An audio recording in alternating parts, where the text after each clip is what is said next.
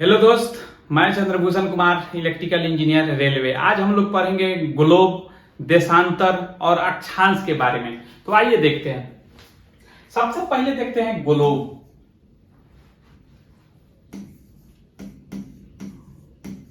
Globe किसे कहते हैं?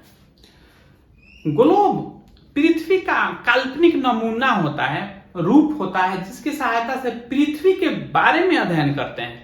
बात है समझ में? तो क्या बोल सकते हैं, ग्लोब पृथ्वी का डुप्लीकेट रूप होता है, जिसको देख के हम पृथ्वी के बारे में जानते हैं। और ग्लोब में दो प्रकार की लाइन खींचा जाता है। एक में हॉरिजेंटल प्रकार की, पूरा हॉरिजेंटल नहीं, हॉरिजेंटल प्रकार की, यानी कि क्षैतिज प्रकार की, क्षैतिज प्रकार की, ठीक ना, लाइन यानी कि रेखा। तो कैसे? ये ऐसे हो सकता है, ऐसे हो सकता है, ऐसे हो सकता है, ऐसे हो सकता है, ऐसे हो सकता है। बात समझ रहा है ना? उसी प्रकार से दूसरा में जो लाइन खींचा जाता है, रेखा खींचा जाता है, वो वर्टिकल प्रकार की, ठीक, उदग्र प्रकार की, उदग्र प्रकार की रेखा, उदग्र प्रकार की रेखा। कैसे? ये कैसे होगा? ऐसे हो सकता है, ऐसे हो सकता है, ऐसे हो सकता है, ऐसे हो सकता है, ऐसे हो सकता है। जो हॉरिजेंटल प्रकार की लाइन होगा, या क्षैतिज रेखा की जैसा लाइन होगा ग्लोब में, उसको अक्षांश बोलते हैं। क्षैतिज प्रकार का होगा उसे अक्षांश कहते हैं, अक्षांश। और जो वर्टिकल प्रकार की होगी उसे देशांतर कहते हैं, देशांतर कहते हैं। जैसे आप लोग के सामने है, अब क्या ग्लोब आप लोग के सामने है, ये देख सकते हैं। तो क्या है इसमें? देखिए ये क्या है, यहां से यहां ये वाला क्या है, ये वाला क्या है? हॉरिजेंटल प्रकार के पूरा नहीं है। एक तो ये पूरा हॉरिजेंटल हो गया, ये थोड़ा मुड़ गया है, लेकिन हॉरिजेंटल प्रकार की है ना, लेटा हुआ है ना। तो इसे जैसे ही देख लीजिए कि लेटा हुआ टाइप का, हॉरिजेंटल प्रकार की, इसलिए लिखे पूरा हॉरिजेंटल नहीं। देखिए हम हॉरिजेंटल प्रकार की देख लीजिए, उसको क्या बोलिएगा? अक्षांश बोलिएगा। तो ये क्या हो जाएगा? अक्षांश हो जाएगा। जो अक्षांश जो पृथ्वी के दो बराबर भाग में बांटता है, उसको 0 डिग्री अक्षांश कहते हैं। तो आप ही बताइए, पूरा पृथ्वी मान लीजिए, हम बोले हैं कि ग्लोब क्या होता है? पृथ्वी का डुप्लीकेट रूप होता है। तो ये पूरा क्या मान लीजिए? पृथ्वी मान लीजिए। तो ये बीचों बीच पृथ्वी के वह लाइन जो बीचों बीच जाता है, अर्थात पृथ्वी के दो बराबर भाग में बांटता है, उसे 0 डिग्री अक्षांश कहते हैं। इसको क्या बोलेंगे? 0 डिग्री अक्षांश। ये क्या हो जाएगा? 0 डिग्री अक्षांश हो जाएगा मेरे दोस्त। अब देखिए यहां पे 0 डिग्री अक्षांश को ही क्या बोला जाता है? दूसरे प्रकार से देखेंगे, बीचों बीच जा रहा है, ठीक ना, आधा इधर आधा इधर, यानी कि बीच से निकल रहा, इसलिए इसे विषुवत रेखा भी बोला जाता है, विषुवत रेखा। बात आया समझ में? इसको विषुवत रेखा भी बोला जाता है। अब देखिए, पृथ्वी को भूभाग को, या भाग को, पृथ्वी के भाग को दो, ये बीच से जा रहा है, मध्य से जा रहा है, दो बराबर भाग में काटने का अर्थ मध्य से गुजर रहा है। तो इसलिए इसको क्या बोलते हैं? भूमध्य रेखा भी बोलते हैं, भूमध्य रेखा कहते हैं। बात आया समझ में? या आधा इधर बांट रहा है, आधा इधर बांट रहा है, यानी कि इक्वल इक्वल पार्ट में दो भाग में बांट रहा है, इसलिए इसके इंग्लिश में इक्वेटर बोलते हैं, इक्वेटर। क्लियर कट बात आया समझ में?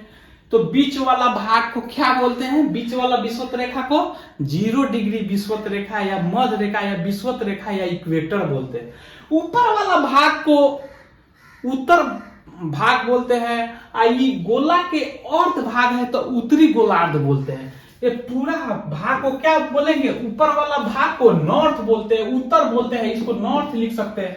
और नीचा वाला भाग को उसके उल्टा साउथ बोलते हैं। अब देखिए, ये गोला है पूरा, तो आधा काट दिया ऊपर, तो आधा गोला यानी कि अर्ध गोला, तो ऊपर नॉर्थ, आई आधा गोला, तो इसको दोनों को मिलाएंगे तो क्या होगा? उत्तरी गोलार्ध। नॉर्थ के हिंदी क्या होता है? उत्तर, तो उत्तरी गोलार्ध, गोलार्ध हो जाएगा। बताया समझ में? और नीचा वाला साउथ वाला भाग को क्या बोलेंगे? दक्षिणी गोलार्ध, दक्षिणी गोलार्ध कहेंगे। इस बिंदु को नॉर्थ पोल कहा जाता है, और दक्षिण में जो पोल है इसको दक्षिणी पोल यानी कि साउथ पोल कहा जाता है। हिंदी में कहें ये तो उत्तरी ध्रुव, उत्तरी ध्रुव कहा जाता है, और इसको दक्षिणी तो लिखा हुआ है दक्षिणी ध्रुव बोला जाता है। बात आया समझ में, क्लियर कट। तो अब ये भी देख लिए कि विषुवत अक्षांश किसको बोलते हैं, हॉरिजॉन्टल वाला को, और जो वर्टिकल है उसको देशांतर बोलते हैं। अब देखिए अक्षांश से रिलेटेड 5 रेखा हम लोग याद रखेंगे। एक तो हो गया रेखा जो 0 डिग्री से जा रहा है भूमध्य, और 4 और रेखा याद करेंगे। वो कौन कौन 4 रेखा है आप लोग के सामने हम बता रहे हैं। सोचे डिग्री के रूप में हमको याद रखना है 23.5 डिग्री, ये क्या 66.5 डिग्री, 0 डिग्री 23.5 डिग्री 66.5 डिग्री, मन में रट लीजिएगा। क्या करिएगा, ये रट लीजिएगा, 0 डिग्री 23.5 डिग्री 66.5 डिग्री। अब 0 डिग्री से जो जा रहा है मध्य रेखा काला है विषुवत, अब वही 23 डिग्री नॉर्थ में जाएगा ऊपर, ये 23 डिग्री हुआ, या 23 डिग्री ऊपर जाना है तो नॉर्थ बोलेंगे। तो ऊपर वाला को 23 डिग्री नॉर्थ को कर्क रेखा बोलते हैं। क्या बोलते हैं इसको, कर्क, कर्क रेखा। बात आ रही है समझ में, इसको क्या बोलते हैं, कर्क रेखा कहते हैं। अब उसी को 23.5 डिग्री ऊपर है तो काड़ा है, और उसी के जो विषुवत रेखा है उसके नीचे 23.5 डिग्री आएगा तो ये क्या कहलाएगा, ये 23.5 डिग्री आएगा तो साउथ में पड़ जाएगा, इसलिए 23.5 डिग्री साउथ कहेंगे इसको। बात आ रही समझ में, इसको क्या बोलेंगे 23.5 डिग्री साउथ। ये कहलाएगा ऊपरला वाला काड़ा है, ठीक ना, टनल है, और मोड़ जाता है तो नीचा आ जाता है, हल जाता है, तो ये बराबर इसके अंदर आ गया तो मकर रेखा कहलाता है, मकर रेखा, मकर रेखा। तो 23 डिग्री ऊपर नॉर्थ कर्क, 23 डिग्री नीचा क्या कहलाए साउथ में, यानी कि दक्षिण में 23 डिग्री दक्षिण में मर के आ गया, यानी कि मकर हो गया। अब क्या देखना, 23 डिग्री वाला ऊपर नीचा देख लिए, अब 66 डिग्री वाला देखेंगे। तो ये क्या है, 66 डिग्री है। ये जो लाइन है, ये जो हॉरिजॉन्टल या अक्षांश रेखा है, ये तो 23 वाला देखिए, ये जो अक्षांश रेखा है 66 डिग्री है।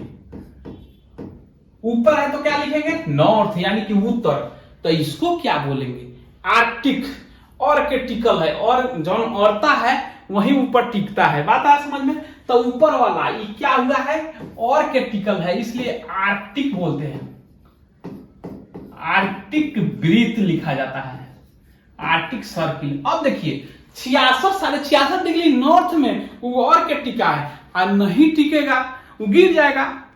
बता रहे समझ, जो गिर जाएगा 66 डिग्री नीचे आ जाएगा, उसको क्या बोलेंगे, ये क्या हो जाएगा 66 डिग्री। नीचा है तो क्या साउथ, ये 23 है नहीं लिखे हैं, 23.5 डिग्री क्या साउथ, ये गिर गया तो उसके उल्टा ये हो जाएगा, वो आर्कटिक है तो ये क्या हो जाएगा अंटार्कटिक, तो इसको क्या बोलेंगे अंटार्कटिक बोलेंगे, इसको क्या अंटार्कटिक, अंटार्कटिक, टार्कटिक वृत्त। बात आई समझ में।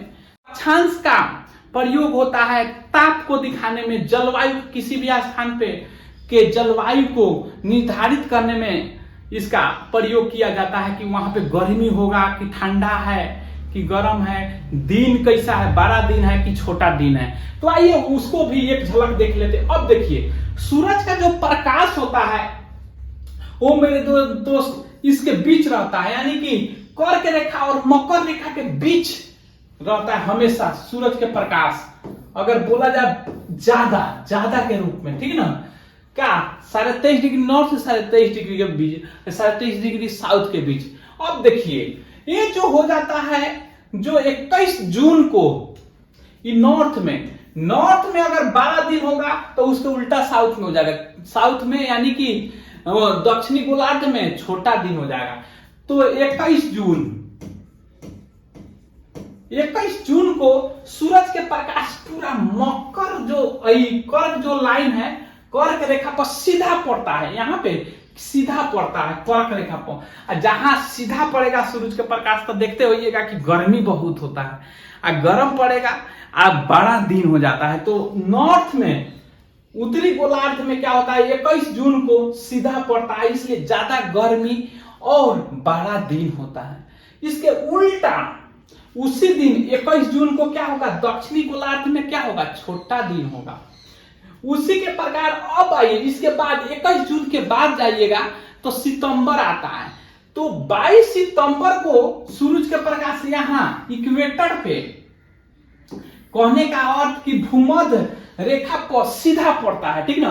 तो इधर बीचों बीच है तो सीधा पड़ेगा इसमें, जो भी तो आधा इधर भेज देगा आधा इधर, तो ताप क्या हो जाएगा, समान हो जाएगा, ज्यादा ना गर्मी होगा ना ज्यादा ठंडा होगा। और दिन का ड्यूरेशन क्या हो जाएगा, दिन और रात दोनों बराबर हो जाएगा।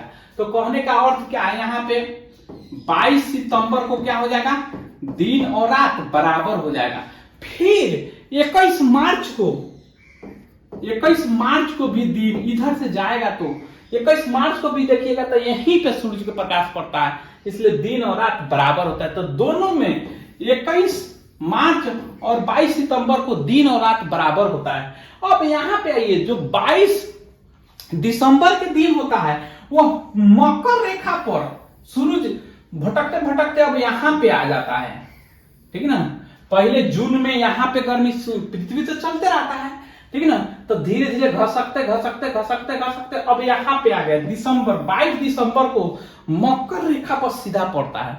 तो मकर यानी कि दक्षिणी गोलार्ध में 22 दिसंबर को दक्षिणी गोलार्ध में 12 दिन और गर्म दिन होता है। तो यहाँ पे दक्षिणी गोलार्ध में क्या 22 दिसंबर को क्या होता है, बड़ा दिन होता है, ठीक ना, गर्म होता है। और 22 दिसंबर को उत्तरी गोलार्ध में क्या होता है, छोटा दिन होता है, ठंडा दिन होता है। क्लियर कट बात है समझ में। तो आगे हम बता देते हैं इसको।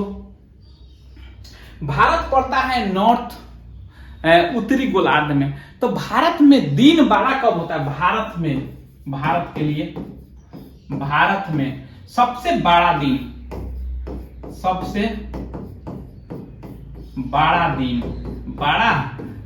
कब होता है, वो होता है 21 जून को। बात है समझ में। 21 जून को क्या हो जाएगा, ये उत्तरी गोलार्ध है भारत, उत्तरी गोलार्ध में। तो दक्षिणी गोलार्ध में सबसे छोटा दिन हो जाए, सबसे गर्म उसी दिन होता है, उमस देखिएगा बहुत। अब क्या, सबसे छोटा दिन भारत में, छोटा दिन कब होता है, 22 दिसंबर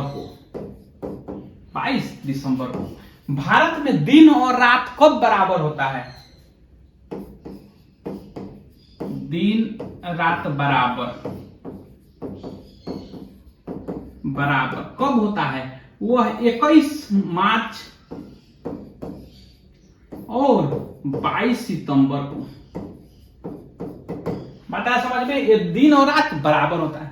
तो देखिए दुइये वाला डेटवा याद रखना है, 21 और 22, ठीक। 21 क्या है, जून है, 6 महीने के बाद दिसंबर। 21 जून को भारत में 12 दिन, और उसी को 6 महीने के बाद 12 है, जून से 12 बाद में दिसंबर आता है, यानी कि 12वां महीना होता है। जून 6ठा महीना होता है और दिसंबर 12वां महीना होता है, इसलिए 12 वाला को 12 कर दीजिए। 22 तारीख को क्या हो जाएगा, दिसंबर, और जून क्या 21 छोटा है 21। उसी प्रकार से यहाँ पे देख लीजिए, मार्च रख लीजिए, मार्च और सितंबर दोनों क्या होता है, दिन और रात बराबर होता है। तो 21 मार्च कि 22 मार्च को, इसमें कंफ्यूज होगा, 21 मार्च को कि 22 मार्च को, 21 सितंबर को कि 22 सितंबर को। तो छोटा कौन है, मार्च है कि सितंबर है, तो मार्च है। मार्च तीसरा महीना, सितंबर 9वां महीना, तो छोटा मार्च है, तो 21 मार्च लगा दीजिए। जो 12 है सितंबर, तो 22 सितंबर लगा दीजिए। बात आया समझ में, क्लियर कट। अब अक्षांश वाला को हम लोग बढ़िया से देख लिए, अब देशांतर वाला को देख लेते हैं। देशांतर के बारे में देख लेते हैं। अभी देखिए ये वर्टिकल है, ठीक ना, ये क्या है, ये भी वर्टिकल टाइप का है, ये भी वर्टिकल टाइप का है। तो वर्टिकल टाइप को क्या बोलेंगे, देशांतर बोलेंगे। तो अब बताइए इसकी संख्या कितना होगा। तो एक देखिए, ये जो 0 डिग्री मानिएगा नॉर्थ है, ये नॉर्थ होगा, ये साउथ होगा। देखिए ये नॉर्थ, ये साउथ, नॉर्थ और साउथ को मिलाने वाली जो बीचों बीच रेखा है उसे प्रधान देशांतर बोलते हैं, उसे प्रिंसिपल, ठीक ना, प्रधान देशांतर रेखा बोलते हैं, देशांतर या प्रधान या मुयत्तर बोलते हैं। बात है समझते, बीच वाला क्या बोलता है, प्रधान बोला जाता है, यानी कि 0 डिग्री देशांतर भी बोल सकते हैं इसको, देशांतर। अब देखिए इसके बाद जो बाया साइड रहता है इसको वेस्ट बोला जाता है, ठीक ना, और इसका दाहिना साइड जो रहता है उसको ईस्ट बोला जाता है, पूरब। क्लियर कट बात आ रहा है। इसके जो पूरब जो प्रधान देशांतर आता है, इसके जो लेफ्ट में रहता है वेस्ट, और उसको जो राइट में रहता है वह पूरब, ईस्ट बोला जाता है। तो इसके लेफ्ट में भी 180 लाइन होती है, ठीक ना, और इसके राइट में भी 180 लाइन होती है। तो दोनों लाइन मिला दीजिएगा तो कितना हो जाएगा, देशांतर की संख्या, देशांतर की संख्या कितना हो जाएगा, 180 प्लस 180 बराबर 360। ये कितना हो जाएगा, 360। तो इसको याद करने का बहुत आसान तरीका है। एक वृत्त कितना डिग्री का कोण बनाता है, 360 डिग्री का। तो 360 डिग्री का कोण बनाता है तो वो उतना ही इसमें लाइन हो जाता है, देशांतर रेखा। तो एक ग्लोब में या पृथ्वी पर देशांतर रेखा कितना होता है, तो 360। कितना अक्षांश रेखा होता है, 181। अगर पॉइंट मान लिया जाए तो 179। Clear cut. अब देशांतर का प्रयोग काहे के लिए करता है, ठीक ना, तो देशांतर का प्रयोग जो होता है, देशांतर का प्रयोग जो होता है टाइम और तिथि बताने के लिए, समय और तिथि ज्ञात करने के लिए, तिथि माने डेट, डेट ज्ञात करने के लिए, ठीक ना, इसको निर्धारित करने के लिए, समय और तिथि को निर्धारित करने के लिए। अब कहां से होगा निर्धारित, तो अब देख लीजिए जो 0 डिग्री देशांतर है इसको ग्रीनविच देशांतर है बोला जाता है, ग्रीनविच, ग्रीनविच, ठीक ना, देशांतर। ग्रीनविच लंदन में, इंग्लैंड के लंदन में एक स्थान है, उसी से ही गुजरता है, ठीक ना, इसलिए इसे ग्रीनविच बोला जाता है। इसे इंटरनेट जीएमटी भी बोला जाता है, ग्रीनविच मीन टाइम, ठीक ना, मानक समय के रूप में माना जाता है। यह 0 डिग्री तक होता है। अब देखिए मानक समय या प्रधान अंतर के बाहर जाइएगा, ईस्ट में जाइएगा तो 1 डिग्री घसकिएगा तो 4 मिनट की पॉजिटिव लेना, ई मान के चलिए 0 डिग्री है। अब ईस्ट में अगर 1 डिग्री जाइएगा, 1 डिग्री ईस्ट में जाइएगा, ईस्ट में तो प्लस 4 मिनट बढ़ जाएगा समय में। अगर इतना ही 1 डिग्री वेस्ट में आइएगा, ईस्ट हो गया, ये वेस्ट हो गया, ठीक ना, 1 डिग्री वेस्ट में आइएगा, वेस्ट लिख दीजिए तो -4 मिनट हो जाएगा। बात समझ आ रहा है। अगर मेरे कहने का अर्थ है, अगर इधर 1 डिग्री जाइएगा ईस्ट में तो प्लस 4 मिनट हो जाएगा, और इधर वेस्ट में अगर आइएगा तो -4 मिनट हो जाएगा, 1 डिग्री बराबर। तो अभी समझिएगा कैसे, तो अब आइए उदाहरण से समझ आएगा। ये मान लीजिए 0 डिग्री है। अब कहे यहां पे 12 बज रहा है, 12 बज रहा है। अब 20 डिग्री ईस्ट में, 20 डिग्री यहां से बता दे, 20 डिग्री ईस्ट में कितना टाइम अभी हो रहा है, तो हम बोल रहे हैं ईस्ट में यानी कि पूरब में जाने पर 1 डिग्री जाइएगा तो 4 मिनट बढ़ जाएगा, ठीक ना। तो 20 डिग्री जाइएगा तो कितना हो जाएगा, 20 गुना 4 80 मिनट, 1 घंटा कितना 20 मिनट। तो यहाँ पे टाइम कितना होगा, 1:12 तो वहां पे बज रहा है, तो यहाँ पे क्या बज जाएगा, 13:20 या 1:20 हो जाएगा। क्लियर कट बात आया समझ में। उसी प्रकार से अगर कह दे कि यहाँ पे 10 बज रहा है, 0 डिग्री यानी ग्रीनविच पे टाइम 10 बज रहा है, तो 5 डिग्री वेस्ट में कितना टाइम होता होगा, यहां पे दे दे, यहां इसका 5 डिग्री वेस्ट, तो यहां पे कितना टाइम होता होगा यहां पे, तो अब कैसे निकालिएगा, यहां पे तो 10 बज रहा है, तो वेस्ट में आने पे निगेटिव होता है, तो क्या हो जाएगा 5 गुना 1 डिग्री 4 मिनट के बराबर हो जाता है। 5 डिग्री कितना में हो, 20 मिनट, यानी कि माइनस हो जाएगा, यानी कि माइनस 20 मिनट, तो 10 में से 20 मिनट घट जाएगा, तो कितना हो जाएगा 9:40 यहाँ पे 10 बजता होगा, तो यहाँ पे आने पे क्या हो जाएगा 9:40 हो जाएगा। क्लियर कट बात आ रही समझ में। अब देखिए उसी प्रकार से भारत 82 डिग्री आगे है, ईस्ट में है ग्रीनविच से, ठीक ना, ग्रीनविच तो 82 डिग्री आगे है, तो कितना घंटा आगे होगा, अगर मान के चलिए यहाँ पे 12 बज रहा है, तो ये कितना भारत में कितना बजता होगा, तो 82 डिग्री ईस्ट में है, तो पॉजिटिव हो जाएगा, जुड़ जाएगा, तो 1 डिग्री बराबर 4 मिनट, तो 82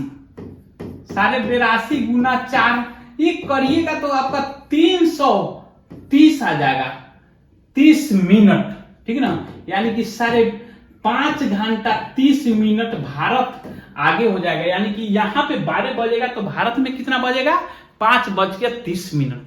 क्लियर कट बात आया समझ में।